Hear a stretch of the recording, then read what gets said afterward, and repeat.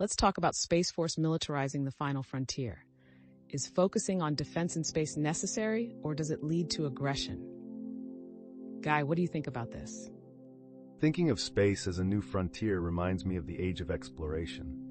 The seas became important, and now space is too. But is this about setting rules or claiming power?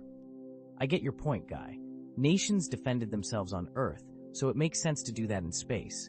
But could this cause an arms race, like the Cold War, with satellites? This is important, but think of it like a neighborhood watch. It's about safety, not fights.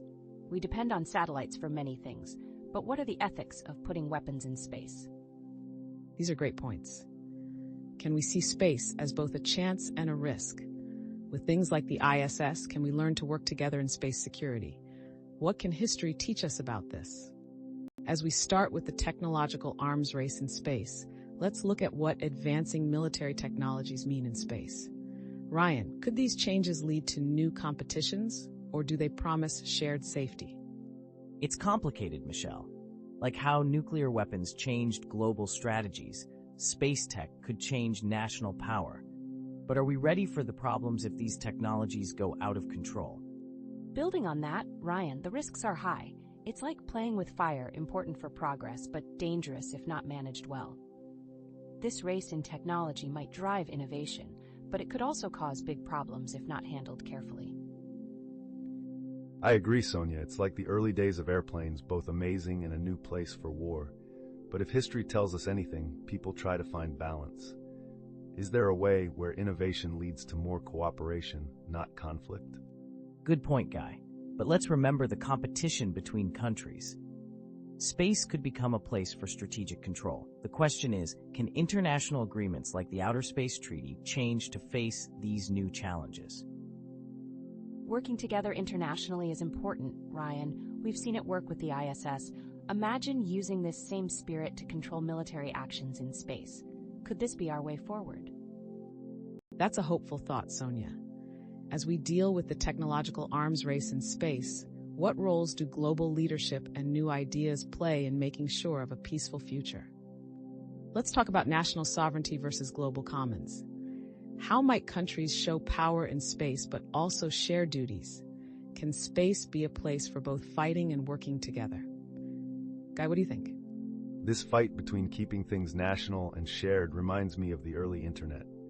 At first, it was open and free, but now many countries try to control it. Space might end up like that. Will countries want power, or can they work together for peace? That's an interesting point, Guy. But space is different because it's huge and without limits.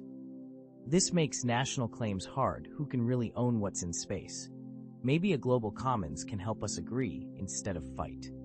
Ryan, if we look at Antarctica, it is shared by the world with international deals to keep it safe. Could this work for space? It's about working together and keeping it safe, not controlling. But can this work as space technology changes fast? Ryan and Sonia made a good point. Space is special and questions old ideas of control.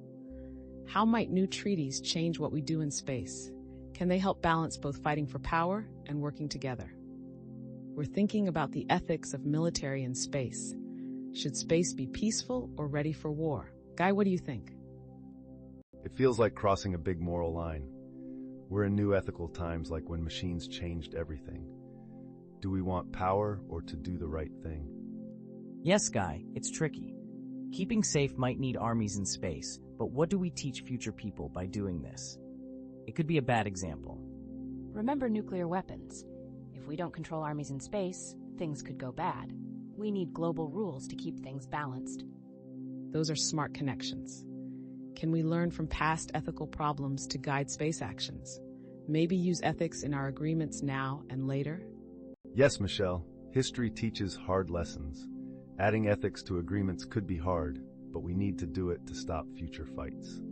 We should look at past teamwork, like the ISS. Working together with good ethics shows what's possible. That's right, Ryan. But we must make sure these examples are common, focusing on shared duties, not just what one country can help. You've all made important points.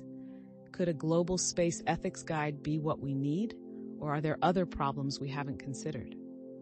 Let's talk about the space economy and militarization. How do business and military come together in space? Ryan, what do you think?